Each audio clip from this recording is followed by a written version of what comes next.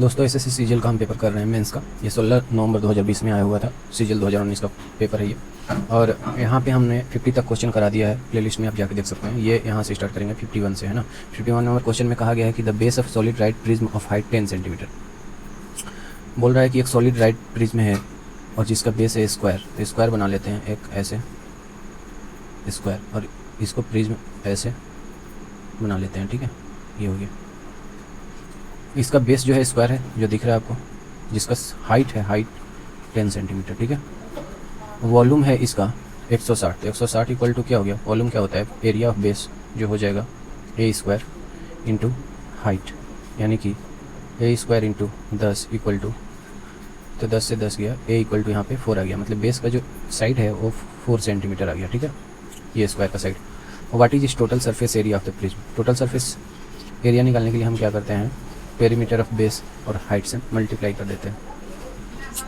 What is it's total surface area of the prism. Total surface area क्या हो जाएगा दोस्तों टोटल सरफेस एरिया होगा पेरीमीटर ऑफ बेस। तो पेरीमीटर क्या हो जाएगा, बेस का 16, और हाइट क्या हो जाएगा, और प्लस में एक ऊपर वाला भी एरिया ये वाला हो जाएगा, और नीचे वाला एरिया ये ए स्क्वायर इंटू ए स्क्वायर। मतलब ये 160 हो गया, और ये ए स्क्वायर का वैल्यू कितना था, 16 और 16 32, तो मतलब 192 आंसर आ गया ये। अगले क्वेश्चन को देखते हैं क्या है। इसमें है कि A can do a piece of work, A can do 1/3 of work 30 days. तो पूरा काम ये 90 दिन में करेगा। अब बी कैन 255, तो ये दो काम 5 यूनिट का करता है कितने दिन में, 24 दिन में। तो 1 यूनिट करेगा 12 दिन में, तो 5 यूनिट करेगा। टोटल काम 5 है, तो 12 5 60। इन दोनों का अब निकाल लेते हैं, 36 18 9 2 और 3 हो जाएगा। अब पर है they work together for 20 days. तो ये 5 यूनिट हो गया इन दोनों का इफिशियंसी, और 20 डेज करेंगे तो 100 वो काम कर देंगे। तो इसमें से 100 घटा देंगे तो बच्चा काम 80। अब बोल रहा है कि C complete the remaining work in 8 days. अब 80 रिमेनिंग वर्क था और 8 दिन में सी करता है, तो सी का इफिशियंसी क्या आ गया, 10। सी का इफिशियंसी 10 आ गया। तब बोल रहा है working together a b c will complete the same work.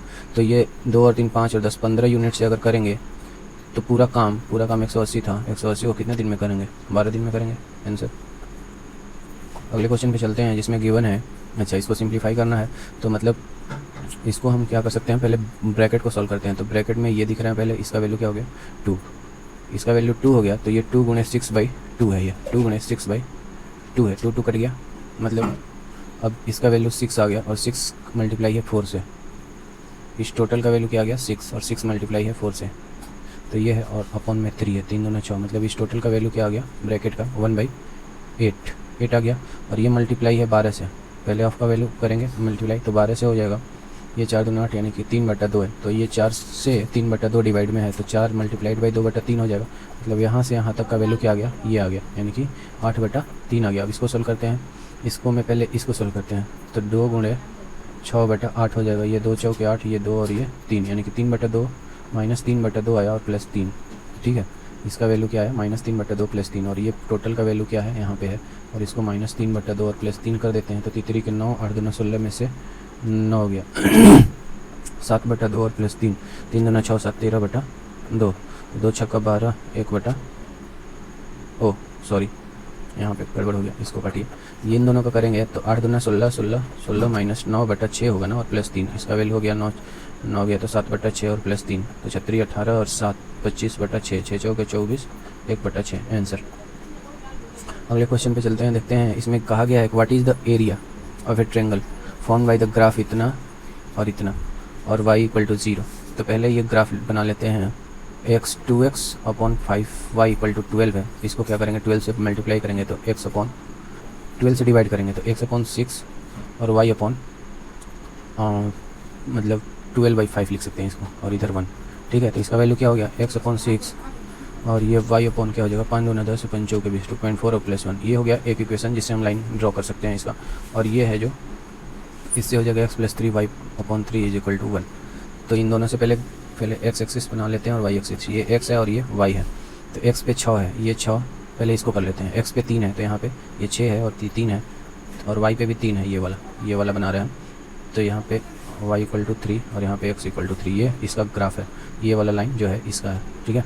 अब इस इक्वेशन के लिए लाइन खींच लेते हैं। x = 6 है, मतलब एक पॉइंट ये हो गया। y = 2.4 है, मतलब y = ये 3 है अगर, तो 2.4 इधर आएगा, मतलब 2 पॉइंट मिला इस वाले इक्वेशन के लिए। तो ये हो गया, ठीक है।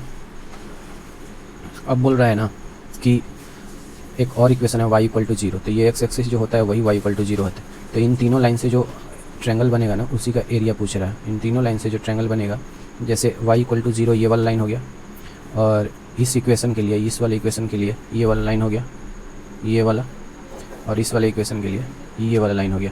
मतलब हमको एरिया कौन सा निकालना है? एरिया हमको निकालना है ये वाला एरिया निकालना है इस ट्रायंगल का, ठीक है, क्योंकि ये वाले से यही बन रहा है इन तीनों लाइन से ये वाला एरिया। तो इसका एरिया निकालने के लिए हम क्या करेंगे?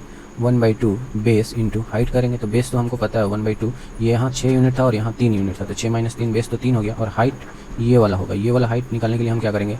इन दोनों जो ये वाला इक्वेशन है और ये वाला इक्वेशन है, इन दोनों का क्रॉस सेक्शन में y का वैल्यू निकालेंगे, क्योंकि ये y एक्सिस पे ही है, ये y एक्सिस है तो ये भी y एक्सिस होगा, तो y का वैल्यू निकाल लेंगे इन दोनों इक्वेशन से, तो हमें हाइट मिल जाएगा। यानी कि पहला इक्वेशन था 2x + 5y - 12 = 0, यानी कि इक्वल टू 12, और दूसरा इक्वेशन था x + y = 3। यहाँ से y का वैल्यू निकालने के लिए हम 2 से मल्टीप्लाई कर देते हैं और ये 6 हो जाएगा, और माइनस कर देते हैं, तो ये कट गया, और यहाँ पे 3y = 6 हो गया। y का वैल्यू क्या आ गया? 2। तो मैंने बोला था कि यही वाला जो है वो y का वैल्यू है, तो ये हाइट हो जाएगा 2, तो 2 कट गया। तो इस ट्रायंगल का एरिया क्या आ गया? ये एरिया ही तो था, एरिया क्या आ गया? 3, जो कि आंसर आ रहा है। अगले क्वेश्चन में चलते हैं, जिसमें गिवन है a metal solid spherical ball of radius 3 centimetre is melted and 3 centimetre का एक मेटल सॉलिड स्फीयर है, 3 सेंटीमीटर जिसका रेडियस है, इसको मेल्ट कर दिया गया और 3 स्फेरिकल बॉल बनाया गया। मतलब इससे छोटा छोटा 3 बॉल बनेगा, और इन तीनों का वॉल्यूम जो होगा इस एक के वॉल्यूम के बराबर होगा। ये तो इतना समझ रहे होंगे आप। Radius of 2 of these balls are 2 and 1.5, मतलब इन दोनों बॉलों का रेडियस गिवन है। और what is the surface area of the third ball? इस थर्ड बॉल का रेडियस नहीं गिवन है, और रेडियस आ जाएगा तो सरफेस एरिया भी आ जाएगा।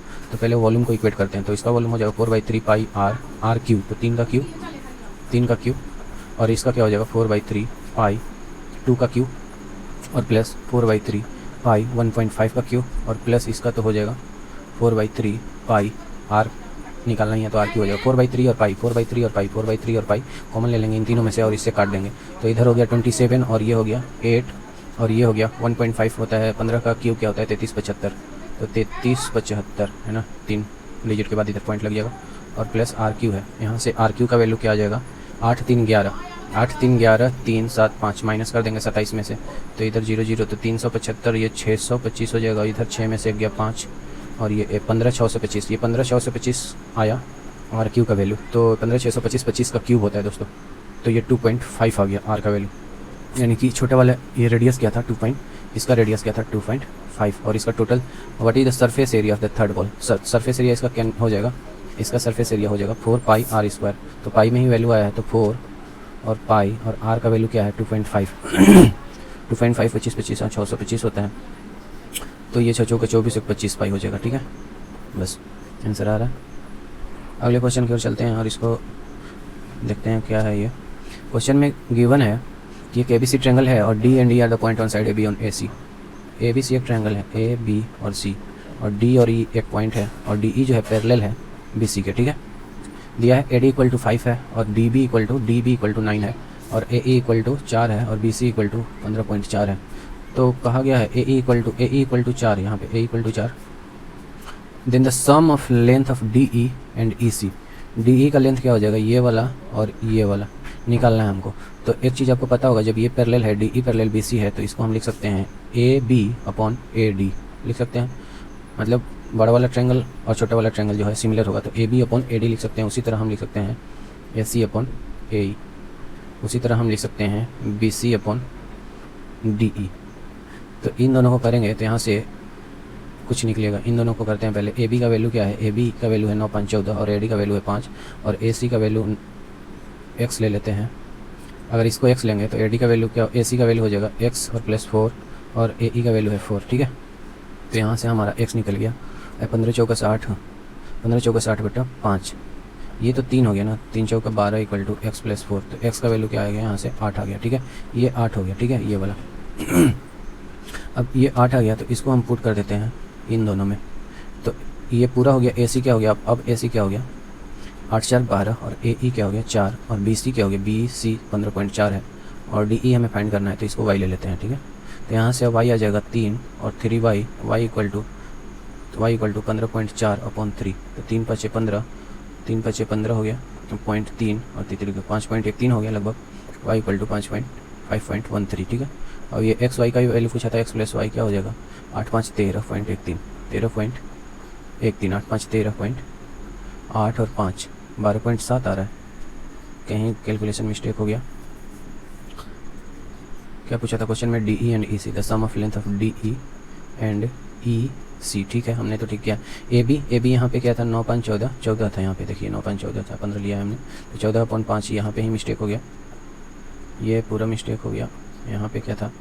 9 5 14 बटा ए डी क्या है? ए डी है 5, यानी कि 14 चौका 56/5 और माइनस हो जाएगा, ये हो जाएगा 5 और 5 एक मर्द में और 5 गुना 10, 11.2 में से 4 गया तो 7 4 11 होता है, 7.2 हुआ एक्स का वैल्यू।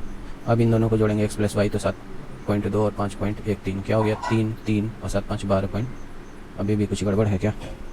7.2 7 4 11.2 है, 5 1 में 5 और 5 गुना 10, ठीक है, यहाँ पे तो ठीक है। और यहाँ पे जब 7.2 आया ये कुछ तो गड़बड़ है ना, एक्स का वैल्यू यहाँ पे हमने लिया है 7.2, तो 7.2 तो ए सी का वैल्यू होगा 7 4 11.2 हो जाएगा ना, ए सी का वैल्यू हो जाएगा 11.2 हो जाएगा ये पूरा।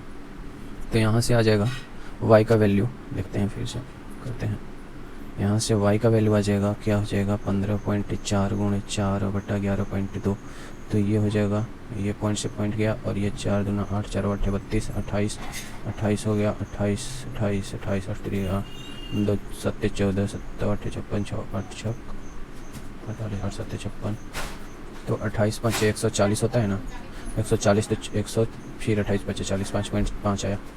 अब ये 5.5 ऐड कर देंगे तो 5 2 7 हो जाएगा और 12.7 हमारा आंसर हो गया। ठीक है, ये 5.5 और x का वैल्यू 7.2, तो यहाँ से 5.7 कर देंगे तो x + y क्या हो जाएगा? 7 5 12 और 7.2 ये 5 था, तो 12.7 आंसर। अगले क्वेश्चन को देखते हैं क्या है इसमें कहा गया है कि a base of right pyramid is equilateral triangle. तो एक पिरामिड है जिसका बेस है इक्विलेटरल ट्रायंगल विद साइड 8 8 8 8, ये पिरामिड है तो ऐसे होगा, ये पिरामिड ऐसे, ठीक है। हाइट इसका क्या हो गया? ये हाइट है, यहाँ से ये हाइट इस पर ड्रॉ करेंगे, ये हाइट इज इक्वल टू 30√3 है, ठीक है। The volume of the pyramid, तो वॉल्यूम तो पता है ना 1/3 होता है वो पिरामिड का, और area of base into height होता है, तो 1/3 एरिया ऑफ बेस क्या हो जाएगा? √3/4, ए स्क्वायर क्या है? 8 × 8 और हाइट क्या है? 30√3, ठीक है।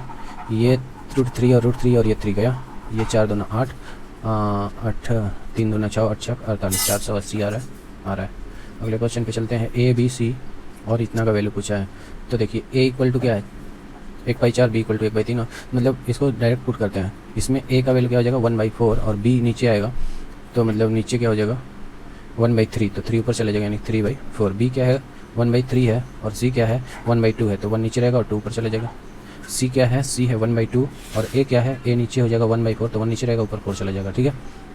अब इसको क्या करेंगे? सिंप्लीफाई कर देते हैं, चलती हैं 12 दूना 24 से मल्टीप्लाई कर देते हैं, 12 से ही मल्टीप्लाई करते हैं, ऊपर 12 से सब में मल्टीप्लाई कर देते हैं, तो क्या हो जाएगा? 2 छक्का 12 3 चौके 12 चलती हैं 12, ये हो गया 3 के 9 8 चर्च 24 9 8 24, यह है आंसर। अगले क्वेश्चन पे देखते हैं क्या है इसमें। गिवन है कि a loan is to be return in 2 equal year instalment. अच्छा, इंस्टॉलमेंट वाला है तो रेट देखते हैं। रेट क्या है? 10%। 10% का मतलब होता है 1/10, मतलब 10 रुपये लिया तो उसने 11 रुपये दिए, 10 रुपये लिया तो 11 रुपये दिया पहले साल, और दूसरे साल 100 रुपये लिया मतलब 10 का स्क्वायर, तो उसने 11 का स्क्वायर दिया मतलब 121 दिया। लेकिन ये इंस्टॉलमेंट है, ये वाला पहले साल का, ये वाला दूसरे साल का, और इंस्टॉलमेंट कहा गया है कि हमेशा सेम ही होता है पहले साल और दूसरे साल, ईच इंस्टॉलमेंट इज दिस। तो इंस्टॉलमेंट बराबर करने के लिए इसमें 11 से मल्टीप्लाई, तो इसमें भी 11 से मल्टीप्लाई करना पड़ेगा। ये टोटल हो गया कितना? 110, और ये तो 100 ही है, यानी कि ये हो गया 210 और ये हो गया कितना? ये 121 इंस्टॉलमेंट के बराबर है, तो 5808। यहाँ से पूछ क्या रहा है कि then the total interest charge in this scheme, तो इंटरेस्ट क्या हो जाएगा? ये इंटरेस्ट हो जाएगा ये 121, मतलब 210 का उसने कितना दिया? 242 दिया, तो इंटरेस्ट कितना लगा इस पर? 32 रुपये लगा। 32 रुपये लगा तो 1 रुपये का यहाँ से वैल्यू आ जाएगा 121। 121 का वैल्यू है 5808, तो 121 को 5808 से करते हैं तो ये हो जाएगा 12 25 60 × 4 48, तो 4 और 48, तो ये कितना हो गया? ये 100 में से 4 कम 96, 12 98 कट गया डायरेक्ट, तो 48 आया वैल्यू। तो इसमें 32 इंटरेस्ट आया, इसमें 48 से मल्टीप्लाई कर देंगे, यानी कि 32 को 50 टाइम्स डायरेक्ट करते ही हैं। 48 2 96 होता है, और 48 3 जा होता है 96 में 8 जोड़ेंगे 814, 4 154, 8 3 के 24, 4 12 और 2 14 144 होता है, तो 6 9 6 13 9 4 13 4 1 5 1536 आ रहा है क्या? आ रहा है। अगले क्वेश्चन पे चलते हैं जिसमें कहा गया है सिंप्लीफाई करने को कहा गया है। पहले ब्रैकेट को सिंप्लीफाई कर लेते हैं। मल्टीप्लाइड बाई 8 और मल्टीप्लाइड बाई 1/4, तो 4 दूना 8 से 8 गया, ये पूरा वैल्यू 1/4 हो गया। यहाँ पे ऑफ के लिए कर लेते हैं तो 1/8 डिवाइडेड बाई 1/8, तो ये भी कट गया पूरा, इसका वैल्यू 1 आ गया, और यहाँ से यहाँ तक का वैल्यू 1 आ गया, और यहाँ से यहाँ तक का वैल्यू ये आ गया। ठीक है, और ये हो जाएगा 4 दूना 8, 1 9/2 गुणे 5 3 15 1 16/3। इन दोनों को डिवाइड कर लें, क्या कर लें, 16 48 2 8 है, 8 तरीके ये 24 हो गया डिवाइड में, 5 3 15 1 16/5 और डिवाइडेड बाई 24, 8 दूना 16 8 तरीके 24, यानी कि 2/15 प्लस का 1 और माइनस का 1/4, तो ये हो जाएगा 15 और 2 17/15 माइनस 1/17 चौका 68 माइनस 15/60 आ गया। आंसर क्या हो जाएगा 53/60 आ रहा है आंसर। अगले क्वेश्चन पे चलते हैं जिसमें गिवन है A solid is sold an item to B at 20% gain. A sold an item to B, A जो है बी को सोल्ड कर रहा है 20% गेन पे, तो इसको 100 मिला तो इसको 120 पे मिला। बी सोल्ड इट टू सी 108 पर 8%, तो 12 × 96 यानी कि 9 12 × 96 9.6 इसमें ऐड करेंगे 29.6। सी सोल्ड इट टू 25% लॉस, यानी कि डी को कितने में बेच रहा है 129 का 129.6 का 75% में 75% में बेच रहा है, यानी 25 यानी 3/4 4 4 12 4 2 8 6 चौके 16, हाँ 4 चौके 16 4 होगा, 3 चौके 12, इसका मतलब वैल्यू हो गया 3 चौके 12 और 3 2 6 1 7 तरीके 9 97.2 में डी खरीदा है। Is the difference between the profit of A कितना है 20 एंड बी का प्रॉफिट क्या है 9.6। इन दोनों का डिफरेंस बोल रहा है 260 के बराबर है, लेकिन एक्चुअली इन दोनों का डिफरेंस है कितना, हाँ 10.4 के बराबर है, तो ये 10.4 के बराबर ही है ना। इसको 20 प्रॉफिट हुआ और इसको 12/96 हुआ था, 9.6 हुआ था, तो 9.6 10.4 के बराबर है, मतलब यहाँ से एक का वैल्यू निकल जाएगा। 10.4 से इसको डिवाइड करिए तो इसका हो जाएगा क्या हो जाएगा सीधे इसको कर देते हैं 260 को 104 से डिवाइड, तो 208 हो जाएगा, यहाँ पे बचेगा 52 और ये हो जाएगा 5 चौके 20 5 टाइम्स में जाएगा, ये 2.25 है। ठीक है, ये 25 है, मतलब एक का वैल्यू 25 आ गया। तो पूछ रहा है the difference between 260 then they bought it for, तो डी इतना बाउट किया था तो 25 से मल्टीप्लाई कर दिया, यानी कि 25 चौके से आए ऊपर और नीचे 4 से डिवाइड 4 दूना 8 4 चौके 16 4 3 12, इसमें 2 0, ये 100 है ना, 100 से मल्टीप्लाई करेंगे तो यहाँ पे 1 पॉइंट हट के 2430 रुपये आ जाएगा, आ रहा है आंसर। अगले क्वेश्चन को देखते हैं जिसमें कहा गया है Renu save 20% of her income. तो रेनू का इनकम मान लीजिए 100 रुपये है, तो ये सेव करती है 20 रुपये, तो एक्सपेंडिचर मतलब खर्च करती है ये 80 रुपये। अब बोल रहा है हर एक्सपेंडिचर वाज इंक्रीज बाई 20%, यानी कि 8 दूना 16 से बढ़ गया 96 हो गया। फिर से देख लेते हैं, Renu save 20% of income, 20% save करती है तो खर्च 80 रुपये करती है। अब कहा गया है कि एक्सपेंडिचर मतलब खर्च इंक्रीज बाई 20%, तो 8 दूना 16 96 हो गया, and her income is increase by 129 हो गया इनकम। देन हर सेविंग, तो सेविंग कितना हो जाएगा 4 इधर 29 और 4 33 हो जाएगा सेविंग, तो सेविंग कितना इंक्रीज हो गया वही पूछा है, तो 13 इंक्रीज हुआ है 20 पे, तो 100 पे कितना होगा 13 5 65% आ रहा है। अगले क्वेश्चन को देखते हैं, इसमें क्या है द कंपाउंड इंटरेस्ट ऑन ए सम 20,000 रुपये है, इसका 15% रेट पे 2 × 2/3 ईयर के लिए interest compound yearly, compound interest इसका फाइंड करना है। तो क्या करेंगे, इसका अमाउंट निकाल देते हैं, तो P इंटू होता है 1 + R/100 के और टाइम, और जो फ्रैक्शन में होता है उसको 1 + R × 2/3 टाइम वाला जो फ्रैक्शन वाला होता है उसको ऐड कर देते हैं। ठीक है, मल्टीप्लाई कर देते हैं, तो यहाँ हो जाएगा 20,000 था ना, R क्या है 15/100 और टाइम क्या है 2 साल, यहाँ पे 2 इंटीजर वाला पुट करते हैं और यहाँ पे रेट से मल्टीप्लाई करते हैं फ्रैक्शन वाला टाइम, ऐसे इसको सॉल्व करते हैं। 1 + R कितना है 15 2/3/100। ठीक है, इस तरह के क्वेश्चन को सॉल्व करने का ये तरीका है जो जिसमें फ्रैक्शन में दिया हुआ हो टाइम। ठीक है, इसका फॉर्मूला ये होता है। ठीक है, आप याद रख लेंगे इसको। तो 20,000 ये हो गया और ये हो गया 5 3 15 और 20 25 100, 23 × 23/20 × 20 और ये हो जाएगा क्या, नहीं 3 5 15 5 दूना 10 1/10 है, तो इसका मतलब ये 11/10 है। तो ये और ये 3 0 गया और ये 2 से 2 गया, मतलब ऊपर 10 बचा, और 23 का होता है 529 और 11 529 × 11 और × 10, यही आंसर। ये तो अमाउंट होगा, आंसर नहीं होगा, इसमें से प्रिंसिपल घटाएंगे तब कंपाउंड इंटरेस्ट आएगा। तो ये 9 हो गया, 9 2 11 5 2 7 1 8 और 5, यानी कि आ गया आंसर 9 9 2 11, 1 5 2 7 1 8 और ये 5 पे इतना, यानी कि अमाउंट इतना आया। तो इसलिए 529 और ये साला 2 नीचे है ना, अभी ये वाला 2 नीचे है ही। 5 से मल्टीप्लाई करो सीधे, यहाँ पे 5 लिखो, ठीक है, इंटू 5। तो ये क्या हो जाएगा, 0 5 9 45, 5 6 4 9 5 8 40, हाँ, अब 5 25 4 29, ये क्या आ गया, 29,095 रुपये आ गया, ठीक है। 29,095, ये 0 तो नहीं होगा ना, क्योंकि तब 10 से मल्टीप्लाई किया था, अभी 5 से मल्टीप्लाई कर रहे हैं, इसलिए वो 0 लगा दिया था यहाँ पे, तो 5 नहीं होगा। तो मतलब अमाउंट क्या हो गया, अमाउंट इक्वल टू 29,095 रुपया, और प्रिंसिपल क्या था 20,000। तो ये 20,000 से कितना ज़्यादा है, 9,095 रुपये ज़्यादा है। तो यही होता है कंपाउंड इंटरेस्ट, यही ना हो गया जितना ज़्यादा है। आ रहा है आंसर। अगले क्वेश्चन पे चलते हैं, जिसमें कहा गया है कि from A solid cylindrical wooden block of height 18 and radius इतना, द कोनिकल कैविटी। अच्छा, एक बोल रहा है कि सॉलिड सिलेंडर है लकड़ी का, ठीक है, सॉलिड सिलेंडर मतलब भरा हुआ, खाली नहीं है। 18 सेंटीमीटर इसका हाइट है, हाइट जो है 18 सेंटीमीटर है, और रेडियस जो है 7.5 है, ठीक है। Conical cavity of the same height, मतलब एक बोल रहा है कि सेम हाइट का एक कोनिकल कैविटी इसमें से बाहर निकाल लीजिए। ये वाला जो है ना कोन जो आपको दिख रहा है, ये इसमें से काट के बाहर निकाल लिया गया। तो बोल रहा है what is the total surface area remaining solid. तो टोटल सरफेस एरिया ये बच जाएगा, और इसके बाहर वाला जो है वो बच जाएगा, ठीक है, ये वाला सब, और अंदर वाला जो कोन निकला ना वो भी बचेगा। तो ये वाला सरफेस एरिया क्या हो जाएगा, पाई आर स्क्वायर, और ये वाला जो बाहर वाला सरफेस एरिया क्या हो जाता है, बेस का perimeter 2 pi r into h हो जाएगा, ठीक है, बाहर वाला। और जो कोन निकला उसका क्या होता है, पाई आर एल होता है, तो वो भी हो जाएगा इसमें ऐड। लेकिन ये तो निकल जाएगा क्योंकि आर है गिवन, आर भी है, एच भी है, ये भी निकल जाएगा। और ये एल नहीं है, तो ये एल कैसे निकालेंगे, तो एल यहाँ से हम निकाल सकते हैं, ये 18 है, ये 7.5, तो यही एल हो जाएगा। तो इसको अगर ध्यान से देखें तो आप 5 इंटू 1.5 ये है, और इसको ध्यान से देखें तो 12 इंटू 1.5 है, तो ये एल हो जाएगा 13 इंटू 1.5, क्योंकि 5 और 12 और 13 क्या होता है, ये ट्रिपलेट होता है, पाइथागोरस ट्रिपलेट। तो 13 इंटू 1.5 कितना हो जाएगा, 13 में से 13 और 13 का 6.5 यानी कि 19.5 हो गया एल का वैल्यू, ठीक है। तो देखिए आप पाई और पाई इसमें से पाई आर कॉमन ले सकते हैं। तो ये पाई आर अगर कॉमन लिए तो यहाँ से आई कॉमन हो गया तो 2h, और यहाँ पाई आर कॉमन हो गया तो एल। यहाँ पे पाई और आर का वैल्यू है 7.5, यहाँ पे आर का वैल्यू है 7.5, और 2 इंटू 18 दूना 36, और एल का वैल्यू है 19.5 में 36 और 7.5 ऐड करते हैं तो ये हो जाएगा 10, और ये 7 6 13 और 9 13 और 10 ही ऐड कर लेते हैं तो 23, 2 बचा, 3 1 4 2 6 63 था, इसलिए गड़बड़ हो रहा था।